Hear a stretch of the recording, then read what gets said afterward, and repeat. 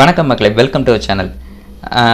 நம்ம பேச போகிற டாப்பிக்கை பற்றி ஒரு சின்ன கேள்வி வீடியோவில் எண்டில் கேட்குறேன். அந்த வீடியோவில் எண்டில் கேட்குற அந்த கேள்விக்கு யார் ஃபஸ்ட்டு ஆன்சர் பண்ணுறாங்களோ அவங்களுக்கு ஒரு சின்ன கிவ்வே மாதிரி கொடுக்கலான்னு இருக்கேன். ஸோ வீடியோ ஸ்கிப் பண்ணாமல் பாருங்கள். அப்போ தான் நான் என்ன கேள்வி கேட்குறேனோ அதுக்குரிய ஆன்சர் உங்களுக்கு தெரியும். ஃபஸ்ட் நீங்கள் கமெண்ட் பண்ணிங்கன்னா அதுக்கு ஒரு சின்ன கிவ்வே மாதிரி, ஜஸ்ட் ஒரு மோட்டிவேஷன் தான், பெருசாலாம் ஒன்றும் கொடுக்க போகிறதில்ல. ஏன்னா எனக்கு யூடியூப்லேருந்து ஒரு வருமானம் கிடையாது.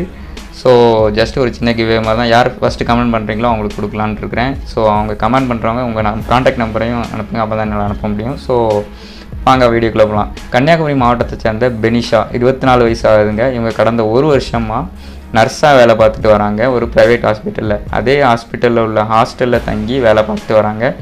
இவங்களுக்கும் சென்னையில் ஐடி கம்பெனியில் வேலை பார்க்குற ஒரு நபருக்கும் லவ் ஏற்படுது. அதாவது காதல். ரெண்டு பேருமே காதலிக்கிறாங்க. ரெண்டு பேருமே காதலிக்கிறது மட்டும் இல்லாமல் அவங்க கணவன் மனைவி மாதிரியே வாழ ஆரம்பிச்சிருந்தாங்க. அதாவது ரெண்டு பேருமே ஒரு கணவன் மனைவியே வாழ ஆரம்பிச்சிருந்தாங்க. அப்படி வாழ ஆரம்பித்ததுனால அவங்களுக்கு திடீர்னு கர்ப்பம் வராங்க அந்த நர்ஸு.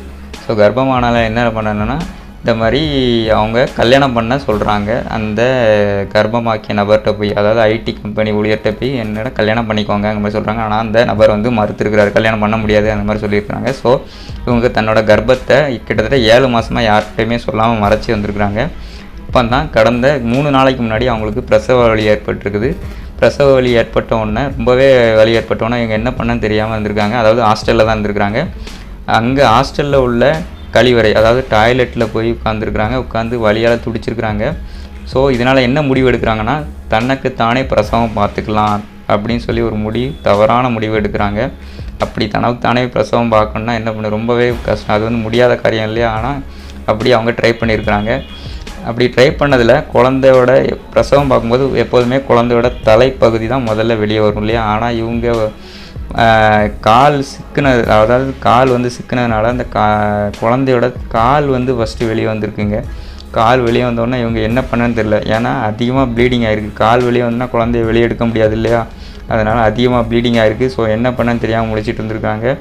இதுக்கு மேலே ப்ளீடிங் ஆனால் நம்ம இறந்து போயிடுவோம் அப்படின்னு அவங்க தெரிஞ்சிருக்குது. ஸோ என்ன பண்ணியிருக்காங்கன்னா, அந்த குழந்தையோட காலை கட் பண்ணியிருக்கிறாங்க. ஒரு காலை கட் பண்ணி பக்கத்தில் உள்ள பக்கெட்டில் தூக்கி போட்டிருக்கிறாங்க. அப்படி போட்டிருக்கிறாங்க. ஸோ அப்படி போட்டவுடனே இன்னொரு கால் வெளியே வந்திருக்கு. ஸோ அந்த காலையும் கட் பண்ணியிருக்கிறாங்க. அந்த காலையும் எடுத்து பக்கெட்டில் போட்டிருக்கிறாங்க. அதுக்கப்புறம் உள்ளேருந்து உடல் பாகங்களை எடுக்கிறாங்க. அந்த குழந்தை இறந்து போச்சு. உடல் பாகங்களை எடுத்து அதையும் எடுத்து பக்கெட்டில் போடுறாங்க. எவ்வளோ ஒரு கொடூரமான செயல் பாருங்க. ஒரு உயிரை கொலை பண்ணியிருக்கிறாங்க. ஒரு நர்ஸு இந்த மாதிரி ஒரு கேவலமான செயலை பண்ணியிருக்கிறாங்க. அவங்களோட இச்சைக்காக, அவங்களோட காதல் மயக்கம் இப்படி சேர்ந்துருந்து ஒரு உயிரை பலி கொடுத்துருக்குறாங்க அப்படி தான் சொல்லணும். ஸோ அப்படி கதறி துடித்த உடனே அங்கே ஹாஸ்டலில் உள்ள மற்ற பொண்ணுங்கெல்லாம் வந்திருக்காங்க. அதை பார்த்து ரொம்பவே அதிர்ச்சி ஆகிறாங்க. அதிர்ச்சியை உடனே ஆம்புலன்ஸுக்கு இன்ஃபார்ம் பண்ணுறாங்க. ஆம்புலன்ஸ் உடனே எழும்பூர் ஹாஸ்பிட்டலுக்கு கொண்டு போகிறாங்க அந்த பொண்ணையும். அது மட்டும் இல்லாமல் அந்த சின்ன சிசுவோட உடலையும் ஒரு மூட்டை கட்டி கொண்டு போகிறாங்க. கொண்டு போய் போலீஸ் கம்ப்ளைண்ட் ஆகுது. போலீஸ் உடனே விசாரிக்கிறாங்க என்ன ஆச்சு ஏதாச்சு அப்படின்ட்டு. ஸோ 2 பிரிவுகள் கீழே அவங்களுக்கு வழக்கு பதிகிறாங்க. இந்த குழந்தைய போஸ்ட்மார்ட்டத்துக்கு அனுப்பி வைக்கிறாங்க. போஸ்ட்மார்ட்டம் ரிப்போர்ட் வந்ததுக்கப்புறம் தான் தெரியும் இந்த குழந்தை இறந்தே பிறந்துச்சா இல்லை இவங்க இந்த குழந்தைய கொண்டிருக்காங்களா அப்படின்னு தெரியும். இவங்க கொண்டிருந்தாங்கன்னா இந்த வழக்கு கொலை வழக்காக மாற்றப்படும் அப்படிங்கிற மாதிரி சொல்கிறாங்க. ஸோ இவ்வளோ தான் இந்த சம்பவம் மக்களே. இந்த சம்பவத்தின் மூலமாக நம்ம என்ன தெரிஞ்சுக்கிறோன்னா, எவ்வளோ ஒரு கேவலமான ஒரு செயலை பண்ணியிருக்கிறாங்க. ஒரு நர்ஸாக இருந்துட்டு இவ்வளோ புனிதமான தொழிலில் இருந்துட்டு எவ்வளோ ஒரு கேவலமான செயலை பண்ணியிருக்கிறாங்க. எதனால்? தேவையில்லாத இந்த காதல் மயக்கத்தினால இப்படி ஒரு செயலை செய்ய வேண்டியதாகிடுச்சு அவங்களுக்கு. இந்த காதல் தேவைதானா? யோசிச்சு பாருங்கள். காதல் தேவையே இல்லைன்னு தான் நான் சொல்லுவேன். ஏன்னா இவ்வளோ ஒரு காதல்னால் காதலிச்சுக்க மட்டும் செய்யணும். ஆனால் அவங்க ஒரு ஆசையினால், அதாவது உடலோட ஆசையினால், உடலுக்கு ஒரு இச்சையினால் அவங்க 2 பேரும் சேர்ந்துருந்து அதுக்கு பலியாகுது ஒன்றும் அறியாத ஒரு பாவமான ஒரு சின்ன குழந்தை.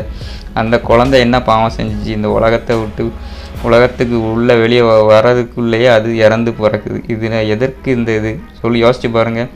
அந்த பெண்ணோட தவறான இச்சையினால், அந்த ஆணோட தவறான இச்சையினால் இந்த மாதிரி ஒரு கேவலமான ஒரு செயலை செய்ய வேண்டியதாக இருக்குது. அந்த குழந்தையோட உயிர் போகுது. உங்கள் ஆசைக்கு அந்த குழந்தை உயிர் போகணுமா? தயவு செஞ்சு இந்த மாதிரி யாரும் பண்ணாதீங்க. அது ஒரு பெரிய பாவமாக இவங்களை துரத்திக்கிட்டே இருக்கும். உங்கள் சந்ததியையும் துரத்துன்னு தான் நான் சொல்லுவேன். தயவு செஞ்சு இந்த மாதிரி காதலில் போய் விழாதீங்க, காதல் வலையில் விழாதீங்க, விழுந்து ஒரு உயிரை கொல்லாதீங்க. தயவு செஞ்சு ஒரு உயிர் வந்து எவ்வளோ விலை மதிப்பற்றது, அந்த குழந்தையோட உயிருக்கு போயிருக்குது. எதனால்? இந்த உங்களோட இச்சையினால். தயவு செஞ்சு இந்த மாதிரி பண்ணாதீங்க. ஸோ அவ்வளோதான் அந்த சம்பவம் மக்களே.